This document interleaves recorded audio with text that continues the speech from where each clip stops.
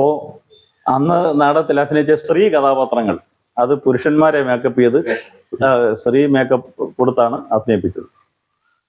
അപ്പോൾ ഞങ്ങൾ പതുക്കെ തിരുമേനിയോടൊന്ന് പറഞ്ഞു, ഈ സ്ത്രീകൾ അഭിനയിക്കുന്ന കഥാപാത്ര സ്ത്രീകളെ കൊണ്ട് തന്നെ നടക്കത്തില്ല, പരിപാടി നടക്കത്തില്ല. അതൊരു അനുഭവം ഉണ്ടായി, ഞാൻ പറയാതെ. പറഞ്ഞു. പണ്ട് തിരുമേനി ആദ്യകാലങ്ങളിൽ ഈ നാടകം അവതരിപ്പിക്കുമ്പോൾ അന്ന് വായനശാല അന്ന് കെട്ടി. തിരുമേനിയുടെ പ്രത്യേകത കൊണ്ടാണ് ആ വായനശാല, അതായത് എരവിയൂര് നമ്മുടെ ആ ആറ്റിങ്കലെ അവിടുന്ന് ആറ്റിൻ്റെ അവിടുന്ന് മണൽ വാരിക്കൊണ്ട് വന്നാണ് ആ കെട്ടിടം. പഴയ കഴുക്കോലും ഉത്തരവും എല്ലായിരുന്നു. അത് അവിടെ പണിയിപ്പിച്ചത് തിരുമേനിയുടെ ശ്രമകരമായിട്ടാണ് ആ വായനശാല ഉണ്ടാക്കി. അവിടെ വെച്ചൊരു നാടകത്തിൻ്റെ റിഹേഴ്സൽ ഉണ്ടായി. അതേത് നാടകമാണെന്ന് എനിക്ക് ഓർമ്മയില്ല, ചെറിയ ഒരു ഇതേ ഉള്ളൂ. അവിടെ വെച്ച് ഒരു വെളിയിൽ നിന്നൊരു നാടക നടിയെ കൂടെ കൊണ്ടുവന്നു, ക്രിസ്ത്യാനി മറ്റുമാണ്. അവിടെ ദീപം തെളിച്ചു ഇത് തുടങ്ങാൻ പോവുകയാണ്. ഈ ദീപം തെളിച്ചു കഴിഞ്ഞോടെ തന്നെ ഈ പെണ്ണ്, ഈ നടി തലകറങ്ങി താഴ്ന്നു. എന്നാലും വെളിയിൽ നിന്ന് വന്നല്ലേ. തിരുമേനിക്കാകെ എത്രളമായി. പെട്ടെന്ന് കാര്യങ്ങളെല്ലാം നടത്തിയിട്ട് അവരെ ഹോസ്പിറ്റലിൽ കൊണ്ടുപോവുകയും ബാക്കി കാര്യങ്ങളെല്ലാം ചെയ്യുകയും ചെയ്തു. അതിനുശേഷമാണ് ഈ പെണ്ണുങ്ങളെ കൊണ്ട് എന്നുവെച്ചാൽ ഈ പെണ്ണുമ്പിള്ള അന്ന് അരുതാതെ, അതായത് അന്ന് ഈ സ്റ്റേജിൽ കയറാൻ അർഹതയില്ലാത്തൊരു ദിവസമായിരുന്നു. ശാരീരികമായിട്ട് അങ്ങോട്ട് കയറാൻ പാടില്ലാത്തൊരു ദിവസമായിരുന്നു. ക്രിസ്ത്യാനികൾക്ക് അത് ബാധകമല്ല. അതാണ് അവരങ്ങനെ അറിവില്ലാതെ ചെയ്തത്, അതിൻ്റെ അനുഭവിക്കുകയും ചെയ്തു. അതിനുശേഷം തിരുമേനി ഈ സ്ത്രീകളെ തൻ്റെ നാടകങ്ങളിലൊന്നും തന്നെ ചേർത്തില്ല. അതൊരു പ്രത്യേകതയാണ്. അത് തിരുമേനിനെ അന്ന് വല്ലാതായിപ്പോയി. എന്ന് വെച്ചാൽ വെളിയിൽ നിന്ന് കൊണ്ടുവന്ന ഒരാളല്ലേ, ആ ഒരു എന്തെങ്കിലും സംഭവിച്ചു പോയെങ്കിൽ എന്ത് ചെയ്യും, അങ്ങനെ ഒരു പേടിയുണ്ടായി. ഒരു നിമിത്തമായിട്ട് വന്നു. അതാ ഈ പുതിയ വെളിച്ചം നാടകം ഉണ്ടല്ലോ, നമ്മുടെ സമൂഹം എങ്ങനെ പഴയ അവസ്ഥയിൽ കിടന്നു എന്നും പ്രത്യക്ഷ ദിവസയുടെ സന്ദേശം ലഭിച്ചു കഴിഞ്ഞപ്പോൾ ആ കുടുംബത്തിന് എന്തെല്ലാം മാറ്റങ്ങളുണ്ടായി എന്ന് വളരെ വ്യക്തമായ മെസ്സേജാണ് ആ നാടകത്തിൽ കൊടുക്കുന്നത്. പുതിയ വെളിച്ചം.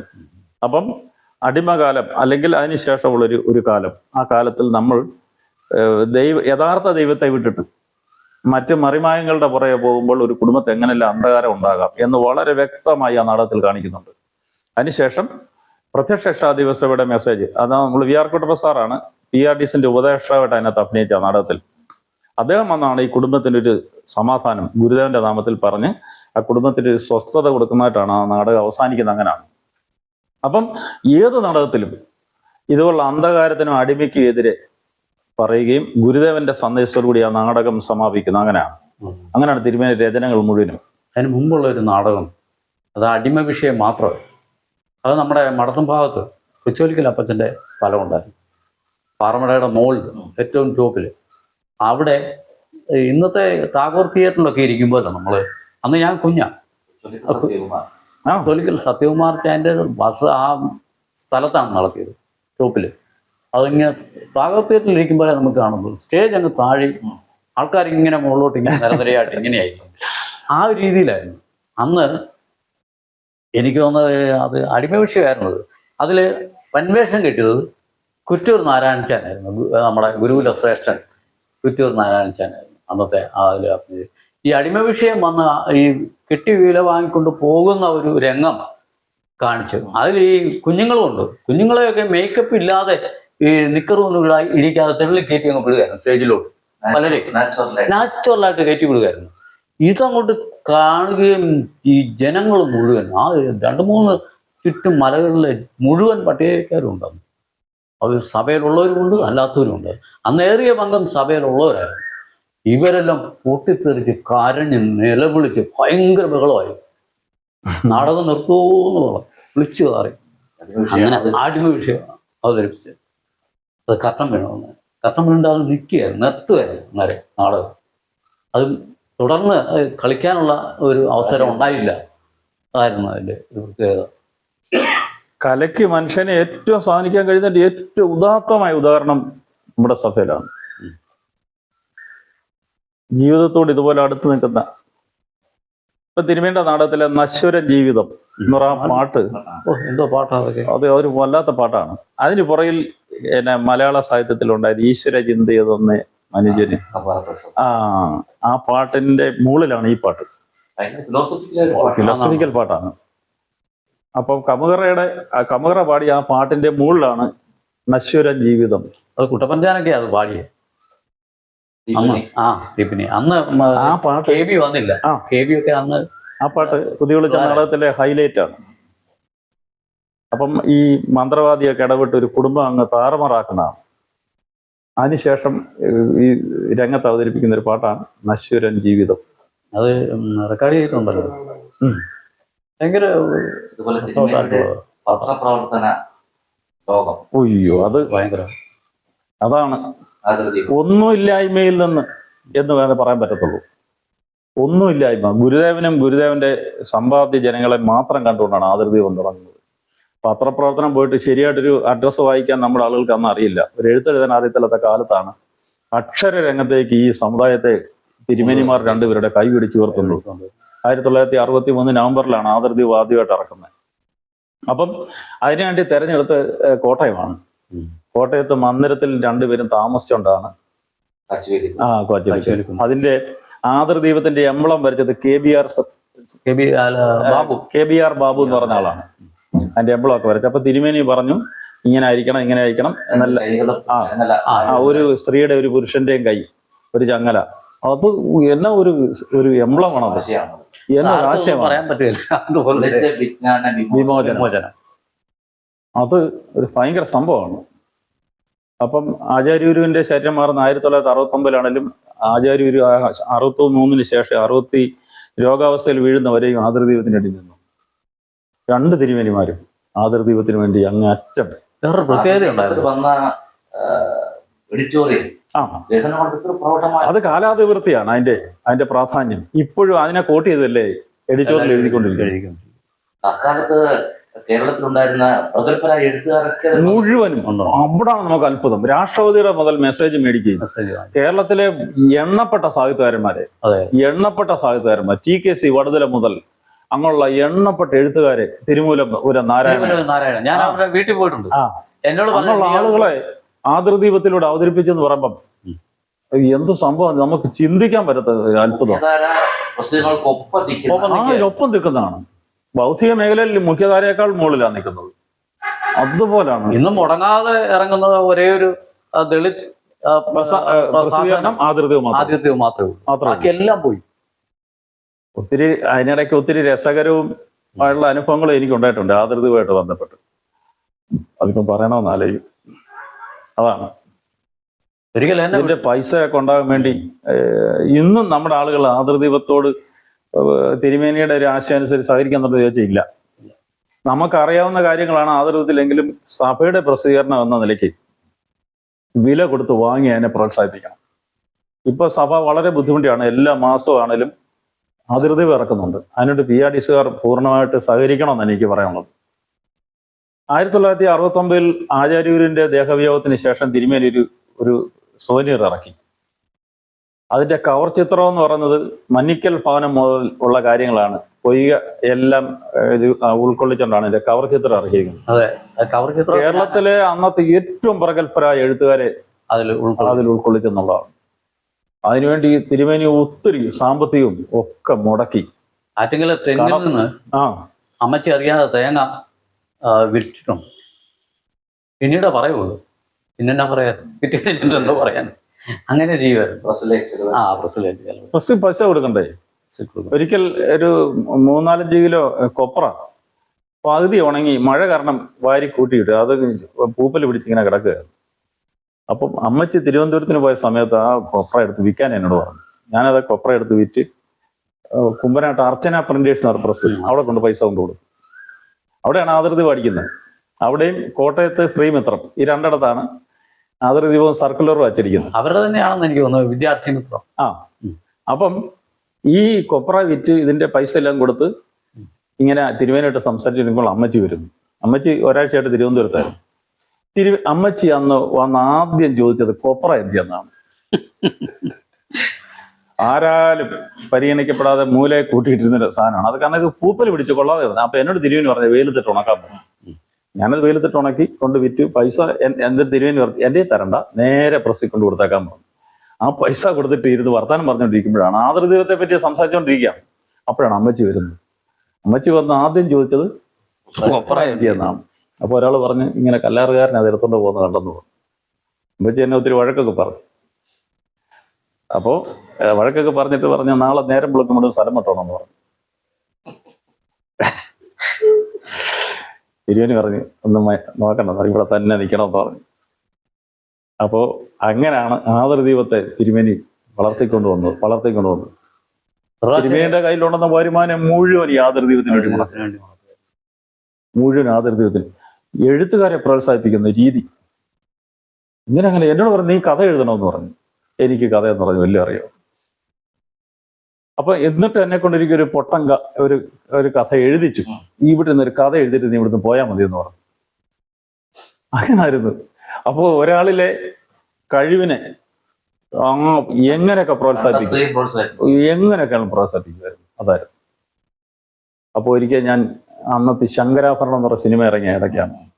അപ്പൊ തിരുമേനിയുടെ മുറിയിൽ ആ ഭിത്തിയെ ചാരി എന്നൊരു ശങ്കര എന്നുള്ള പതുക്കെ ഞാൻ പാട്ട് പാടി. അപ്പൊ തിരുമേനി അകത്ത് ഉറക്കമാണെന്നാണ് ഞാൻ വിചാരിച്ചിരുന്നത്.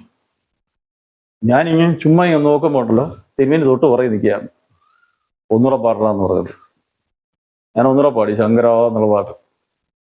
അന്നേരം തിരുമേനി പറഞ്ഞു നിന്നെ ഞാൻ സംഗീതം പഠിപ്പിക്കുമെന്ന് പറഞ്ഞു. ഇനി നിന്നെ അടുത്ത് ചെയ്യാൻ പോകുന്നത് സംഗീതം പഠിപ്പിക്കില്ല എന്ന് പറഞ്ഞു. അപ്പം ഒരാളിലെ പാട്ട് എങ്ങനെയൊക്കെയാണല്ലോ ആളിലെ പ്രതിഭയെ വളർത്തിയെടുക്കുക എന്നുള്ളതാണ്. കല്ലാറ്റിൽ വന്നു നാടകം എന്ന് പറഞ്ഞാൽ കേട്ടിട്ട് പോലും ഇല്ല. സ്വരാജനപ്പൽ കുട്ടപ്പഞ്ച എന്ന് പറഞ്ഞ ആള്, ആ ആളിനെ കൊണ്ട് വരെ അഭിനയിപ്പിച്ചു നാടകത്തിൽ. പറയിപ്പിച്ചിട്ടുണ്ട്. അപ്പം ഒരാളിനെ കിട്ടിയാൽ അയാളിലെ കഴിവിനെ പുറത്തെടുക്കുക, പ്രോത്സാഹിപ്പിക്കുക. അതായിരുന്നു തിരുമേനി. തിരുമേനി ഇതെല്ലാം കണ്ടുകൊണ്ടിരിക്കത്തേ ഉള്ളൂ. തിരുമേനി ഒരിക്കലും മുൻതലൊക്കെ വന്നിട്ടില്ല. നമ്മുടെ ആളുകളെ മുന്നോട്ട് വിടുകയായിരുന്നു തിരുമേനി ചെയ്തുകൊണ്ടിരുന്നത്. എന്നിട്ട് അവരോട് എൻ്റെ കാര്യങ്ങൾ പറഞ്ഞു കൊടുക്കുമായിരുന്നു. അങ്ങനെയായിരുന്നു തിരുമേനി എന്ന് പറഞ്ഞാൽ. ഞാൻ എന്ന യുവന സംഘത്തിന്റെ പ്രസിഡന്റാണ്. തിരുമേനി അങ്ങനെ ചെയ്തിട്ടില്ല. നമ്മളെ രംഗത്തിറക്കുകയാണ്. തിരുമേനി എപ്പോഴൊരു പുറകിൽ നിൽക്കുന്ന ഒരു സമീപനമായിരുന്നു. ഒരിക്കലും തിരുമേനി തലക്ക വന്നു ഞാനാണില്ല. അതാണ് ഏറ്റവും വലിയ പാഠശാല. അതാണ്. അപ്പോൾ നമ്മുടെ അമ്മയപ്പന്മാർ ഒച്ചയില്ല ഓശയില്ല നിലവിളിച്ചവരാണെങ്കിൽ നമ്മളെ കൊണ്ട് ഒച്ച എടുപ്പിച്ചു ഈ ദൈവം തിരുമേനി മാ. വേറെ പ്രത്യേകതയുണ്ട്. അന്നത്തെ മാതാപിതാക്കന്മാർ വിദ്യാഭ്യാസം ഇല്ലാത്തവരാണെങ്കിലും ചങ്ങമ്പുഴയുടെ രമണന്, കുമാരനാശാന്റെ ചണ്ടാലഭിഷേകി, അതുപോലുള്ള ഈ പദ്യങ്ങൾ ഇവർ കാണാതെ പാടുമായിരുന്നു, പഠിച്ച് പാടുമായിരുന്നു. ഇവർ ജോലി ചെയ്യുന്നതിൻ്റെ ഇടയ്ക്ക് ഈ പാട്ട്, ഈ കവിതകൾ പാടുമായിരുന്നു. അങ്ങനെ ഒരു പ്രത്യേകതയുണ്ടായിരുന്നു. അത് തിരുമേനിമാർ, പ്രത്യേകിച്ച് ആചാര്യഗുരു അത് ഓരോരുത്തരെയും പഠിപ്പിക്കും. അതുപോലെ തന്നെ ഇംഗ്ലീഷ് പഠിപ്പിക്കുമായിരുന്നു. അന്ന് ഈ കൊട്ട ചെയ്തുകൊണ്ടിരിക്കുന്ന അച്ഛൻ നമ്മളോട് ചോദിക്കും, നമ്മൾ അങ്ങോട്ട് ചെല്ലുന്ന വേറെ ഗോയിങ്, അന്നേരം നമ്മളതിന്റെ മറുപടി പറയാം. രമണി പീലിപ്പോച്ചാനൊക്കെ കാലും ഇല്ലാത്ത അച്ഛനൊക്കെ ഇംഗ്ലീഷ് പറയുക എന്ന് പറഞ്ഞാൽ അരക്കൊട്ടം ചെയ്തുകൊണ്ടിരിക്കുന്നതിന്റെ ഇടയിലായിരിക്കും. അച്ഛൻ. അതുപോലെ പുള്ളിയുടെ അനിയൻ ഒരാളുണ്ടായിരുന്നു, മത്തായി, വെൺമണി മത്തായി. പുള്ളിയൊക്കെ ഈ ചണ്ടാലഭിഷിയൊക്കെ അങ്ങ് കാണാതെ ചുമ്മാ അങ്ങ് വിടുകല്ലേ, പറഞ്ഞങ്ങ് പാടി അങ്ങ് ഫലിപ്പിക്കുക. അതെ, അങ്ങനെയായിരുന്നു ജനകീയ സാഹിത്യത്തെ. അതെ, സാധാരണക്കാരിലേക്ക് എത്തിച്ചു. അതാ ഒരു വലിയൊരു സംഗതിയല്ലേ അത്. ഞാൻ ഇപ്പോഴും ഓർക്കുന്നു. അവരൊക്കെ ഈ നമ്മുടെ തിങ്കളാഴ്ച പുറമറ്റം ചന്തയെ കൊണ്ടുപോകാനുള്ള കൊട്ട, വട്ടി, മുറമെല്ലാം ഉണ്ടാക്കുന്ന സമയത്ത് ഇവരെല്ലാം ഈ പാട്ടുമൊക്കെ പാടിക്കൊണ്ടിരുന്നാണ് ഇതെല്ലാം ചെയ്തുകൊണ്ടിരുന്നത്. ഈ ആദ്യകാലങ്ങളിൽ നമ്മുടെ ആൾക്കാർക്ക് പാട്ട് ചെയ്യണം, പശുവില്ല, സിനിമ പാട്ടിന്റെ അങ്ങനെ കൂടെ ശീലിച്ച് എഴുത്ത് വശം വളരെ കിട്ടിക്കഴിഞ്ഞപ്പോൾ പക്ക കർണാടക സംഗീതം അതിലേക്ക് മാറി.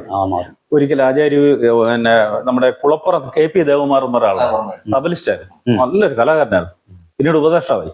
അദ്ദേഹം ഒരു പാട്ടെടുത്ത്, എത്ര വർണ്ണിച്ചാലും കൊതി തീരുമോ നിന്റെ നീലമനോഹര രൂപം, ആ പാട്ടെടുത്തു. ആ പാട്ടെടുക്കുമ്പോൾ എല്ലാ ആചാര്യഗുരുവിന്റെ പ്രത്യക്ഷത ഉണ്ടാകുക. തിരുമേനിക്ക് വളരെ ദേവകുമാർ താൻ ആ പാട്ടെന്ന് പാടണമെന്ന് പറയും. KP ഉടനെ തബല എടുത്ത് മാറ്റി വെച്ച ഇദ്ദേഹം തന്നെ ഈ പാട്ടങ്ങ് പാടും. അപ്പോഴത്തേക്ക് ആചാര്യഗുരുവിന്റെ പ്രത്യക്ഷത ഉണ്ടാകുക. അയാളെ ഇങ്ങനെ തലയെ കൈവച്ച് അനുഗ്രഹിച്ചു. ആ പാട്ടെന്ന് പറഞ്ഞാൽ ആചാര്യനെ ഭയങ്കരമായി സ്വാധീനിച്ചൊരു പാട്ടാണ്. എ പി ദേവമാർച്ചാനെ അനുഗ്രഹിച്ച ആ പാട്ട് തന്നെ ഞാൻ അനുഗ്രഹിച്ചിരിക്കുന്നു പറഞ്ഞു. അതിൽ നിന്ന് ക്രമേണ പിന്നെ മാറി നമ്മുടെ തന്നെ സ്വതന്ത്രമായ സംഗീത സംവിധാനങ്ങളിലേക്ക് കടന്നു. അങ്ങനെയാണ് പള്ളൻ രാജേന്ദ്ര സാർ എഴുതിയ ദീപാരാധന കാണാൻ നല്ലൊരു ഗാനമായിരുന്നു. അതൊക്കെ പള്ളൻ രാജേന്ദ്രനല്ല, പി കെ വിജയകുമാർ പോത്തോലിയാണ് എന്ന് അദ്ദേഹം ഒരിക്കലും ഉണ്ടല്ലേ? അദ്ദേഹം ഇപ്പോഴും ഉണ്ട്. ദേവാനന്ദനെ തേടി അലഞ്ഞൊരു, അതുപോലെ തന്നെ അത് രണ്ടും അല്ല, വേറെ ഒരു പാട്ടും കൂടെ ഉണ്ട്. ഞങ്ങളെ ഒരു ഈ ഗായക സംഘം പാടിക്കൊണ്ടിരുന്നത് ഗുരുദേവനെ കുറിച്ചുള്ള ഒരു പാട്ട്. അതും ഈ പോത്തോലി എഴുതിയതായിരുന്നു. അത് തന്നെയല്ല, പോത്തോലി, പി കെ വിജയകുമാർ പോത്തോലി. പിന്നെ ജന്മശതാബ്ദിക്കടുത്താണ് അഭിവാദനത്തിൻ കൈത്തിരി കത്തിക്കും അവതരണ ഗാനം. അതിന് ആചാര്യ കലാക്ഷേത്രത്തിന്റെ പ്രധാന ഗാനമായി മാറിയത്. നവയുഗ ഗായകരെ തിരുമേനി എംപ്ലോയീസ് ഫോറം ഉണ്ടാക്കി പ്രവർത്തനങ്ങളിൽ ഉദ്യോഗസ്ഥന്മാരെ അതിന്റെ അത് 1980-ലാണ് അതിന്റെ തുടക്കം കുറിക്കുന്നത്. പല സ്ഥലങ്ങളിൽ നിന്ന് അന്ന് ഉദ്യോഗസ്ഥന്മാര് കുറവാണ്. തിരുമേനി ചെറക്കടവിൽ നിന്ന് പോകുന്നത് 1984-ലാണ്. അപ്പം ചെറക്കടവിൽ വെച്ച് സംസ്ഥാന അടിസ്ഥാനത്തിൽ PRDS എംപ്ലോയീസ് ഫോറത്തിന്റെ ഒരു മീറ്റിംഗ് തിരുമേനി സംഘടിപ്പിച്ചു 83-ൽ. അപ്പം അതില് വരുന്നവർക്കെല്ലാം ഭക്ഷണം വരെ തയ്യാറാക്കി. പക്ഷെ ആളുകൾ ചെന്നില്ല, ഉദ്യോഗസ്ഥന്മാര് ചെന്നില്ല. ആ തിരുമേനിക്ക് തീരാത്ത ദുഃഖമായിട്ട് ഇന്നും അവശേഷിക്കുകയാണ്. ഭയങ്കര വിഷമമായിരുന്നു ആളുകൾ ചെല്ലാൻ. ഞാൻ തിരുമേനി ഒരു ദിവസം ഭക്ഷണം പോലും കഴിച്ചില്ല ആളുകൾ ചെല്ലാഞ്ഞ കാരണം. PRDS എംപ്ലോയീസ് അസോസിയേഷൻ എന്നാണ് പറഞ്ഞത്. അതിൻ്റെ അത് തിരുമേനിമാരുടെ അനുഗ്രഹം കൊണ്ട് ജോലി കിട്ടിയ ധാരാളം ആളുകൾക്ക് പേഴ്സണലായിട്ട് കത്തയച്ചായിരുന്നു. ചെറുക്കട വെച്ചാണ്. പക്ഷെ നമ്മുടെ ഉദ്യോഗസ്ഥന്മാർ സഹകരിച്ചില്ല. അവിടെ നമുക്ക് എല്ലാം പറയാണ്ട്. ഇപ്പൊ യൂട്യൂബിലൊക്കെ വന്നെങ്കിലേ. അതുപോലെ ജന്മശതാബ്ദി സ്റ്റേജ്, സ്മാരക മണ്ഡപം, ലക്ഷ്മത മണ്ഡപ പണി, ഇതൊക്കെ തിരുമേനിയുടെ മേൽനോട്ടത്തിൽ നടന്ന കാര്യങ്ങൾ. തീർച്ചയായിട്ടും ഇതെല്ലാം ചെയ്യുമ്പോൾ തിരുമേനി പറയുമായിരുന്നു, ചുമ്മാ ഇങ്ങനെ പറയാറ്, ഞാൻ അക്ഷരികനാണ്, എന്നെ അക്ഷരികനായിട്ടാണ് വർണ്ണിക്കുന്നത് എന്ന് പറയായിരുന്നു. ജന്മശതാബ്ദി സ്റ്റേജ് എന്ന് പറഞ്ഞ അന്ന് ഒരു മകരമാസം ധനുമാസം ഒക്കെ ആകുന്ന ആ രംഗത്ത് അന്ന് അവിടെ കോഴിക്കോട് എന്ന് പറഞ്ഞൊരു അടുക്കള നെറ്റൊക്കെ വെച്ച് അറച്ച ഒരു അടുക്കളയായിരുന്നു അന്ന്. അത് കഴിഞ്ഞ് 1.5 മാസം കഴിഞ്ഞ് നമ്മൾ ജന്മദിനത്തിന് വന്നപ്പോഴാണ് നമ്മൾ അത്ഭുതപ്പെട്ടു പോയി. അതിന്റെ സ്ഥാനത്ത് മനോഹരമായ ഒരു സ്റ്റേജ് ഉണ്ടാക്കി, കോൺക്രീറ്റ് സ്റ്റേജ് ഉണ്ടാക്കിയിരിക്കുന്നു. അതൊരു അത്ഭുതമായിരുന്നു. അതൊരത്ഭുതം പറയാം, അത്യത്ഭുതം. അതേ സമയത്ത് തന്നെ അടിമ മാധവക്കന്മാർക്കൊണ്ടുള്ള സ്മാരകം ഉണ്ടാവും. നമ്മുടെ നിര്യാതനായ ഗുരുകുല ഉപദേഷ്ടാ വരുന്ന ബേയ് പ്രവർത്തകരുടെ നേതൃത്വത്തിലാണ് ഈ 2 സംഭവം നിർമ്മാണം നടക്കുന്നത്. ബേയ് പ്രവർത്തകരും അദ്ദേഹത്തിന്റെ കൂടെയുള്ള ആളുകൾ പിന്നെ ഇവിടെ നിന്നുള്ള ആളുകളെ ചേർന്നാണ് ഈ 2 അന്ന് ബേയ് പ്രവർത്തകരായിരുന്നു എന്റെ 1ാമത്തെ ആള്, നിർമ്മാണ ചുമതല അദ്ദേഹത്തിന്റെ. ഈ 2 സംഭവം ഇതെല്ലാം ജന്മശതാബ്ദിക്ക് നമ്മളിതിനകത്ത് ദൈവത്തിന്റെ അത്ഭുതം എന്ന് പറയുന്നത് പരിമിതമായ സാമ്പത്തിക ഉള്ള കാലത്താണ് ഇതെല്ലാം ചെയ്തെന്ന് തുറക്കണം. അതാണ് ദൈവത്തിന്റെ അത്ഭുതം. ഭയങ്കര അത്ഭുതമല്ലേ? ഭയങ്കര അത്ഭുതമാണ്. ജന്മദിന യോഗം നടത്തണോ, സ്റ്റേജ് ചെയ്യണോ, അതിൻ്റെ ഇടയിലാണ് ഇതിലൂടെ സ്റ്റേജ് നിർമ്മാണം അതിൽ വെച്ചാണ്. അതുപോലെ സ്ഥലം വാങ്ങിച്ച് പെട്ടെന്ന് തന്നെ മണ്ഡപം ഒക്കെ ഒരു അത് ദൈവ നിശ്ചയമാണ്, ഗുരുദേവന്റെ നിശ്ചയമാണ് അതെല്ലാം. പിന്നെ ഞങ്ങൾ അവിടെ പോയി ഒരു 1.5 സെന്റും കൂടെ വാങ്ങിച്ചു കേട്ടോ. ബാക്കി അത് നേരെയാക്കാൻ, ആ ഗേറ്റ് നേരെയാക്കാൻ അവരുടെ വീട്ടിൽ ചെന്ന് കാര്യങ്ങളെല്ലാം പറഞ്ഞു. 1.5 സെന്റ് സ്ഥലം വരെ തരാം, അതിൽ കൂടുതൽ തരാൻ പറ്റുമായിരുന്നു. അപ്പൊ ശരി, അത്രയും മതി. അന്നേരം ഈ ഗേറ്റിന്റെ അത് നേരെ നമുക്ക് അതിൽ നേരെ കിട്ടും. പിന്നെ ഞാനും സുന്ദരചാനും കൂടെയാവും, വേറെ ആരോ ഒരാളും കൂടി ഉണ്ടായിരുന്നു, എൻ്റെ ക്ലാസ്മേറ്റാ. അപ്പം പുള്ളിയായിട്ട് സംസാരിച്ചു. ഒടുവിൽ എന്നോട് പറഞ്ഞു കുഴപ്പമില്ല വരാൻ പറഞ്ഞു. അങ്ങനെ വന്ന് ആ 1.5 സെന്റ് സ്ഥലം കൂടെ നമുക്ക് എഴുതി തന്നു. എല്ലാം പ്രമാണമെല്ലാം ചെയ്തു, എല്ലാം ഓക്കെ ആയിരിക്കാം. നമ്മൾ ആ സമാജക്കാരാണ് അന്ന് എൻ്റെ പിരിവൊക്കെ നടത്തിയത്. അന്ന് കുഞ്ഞമ്മയായിരുന്നു എൻ്റെ മെയിനായിട്ട് നിന്നത്.